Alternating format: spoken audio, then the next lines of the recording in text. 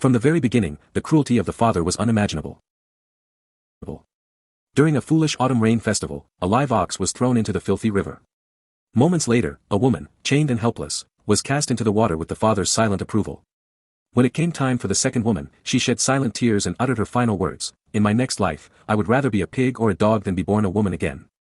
Just as the hammer was about to fall, her brother rushed forward, risking his life to save his sister. The two of them ran desperately, believing they had escaped death, but they were soon cornered on a bridge.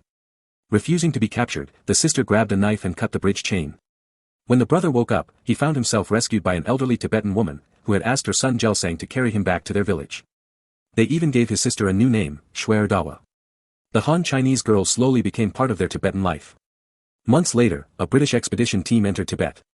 Among them was Paul, a young explorer fascinated by the land, and Major Koloman, a veteran soldier who had once marched into Beijing with the Eight-Nation Alliance and knew China well. Ignoring all warnings, Koloman fired the first shot. The gunshot triggered a massive avalanche. Nearby, Xue'er and Gelsang rescued them and took them before the Tibetan chief. Koloman's notebook was filled with maps of Tibet's terrain, revealing that he was using the expedition as a cover to gather intelligence. Under what he claimed was the will of the gods, the chief ordered that the two foreigners be tied to a cliff and executed. "Since you brought these devils here," he said, "you will be the one to send them away." Just as the fuse was burning toward the barrel of gunpowder, an urgent military order arrived from Lhasa.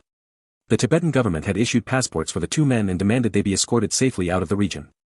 No harm was allowed. The fuse was nearly at the barrel when the chief panicked and shouted for it to be extinguished. Gelsang grabbed the chief's water jug and put out the flame, saving the two Englishmen. Because Paul was still traumatized, he was forced to stay in Tibet to recover, while Major Koloman was sent back home. Before leaving, Koloman gifted Gelsang a lighter as a token of gratitude. Gelsang later presented the lighter to the chief. His bravery impressed the chief's daughter, Anjia, who developed deep feelings for him.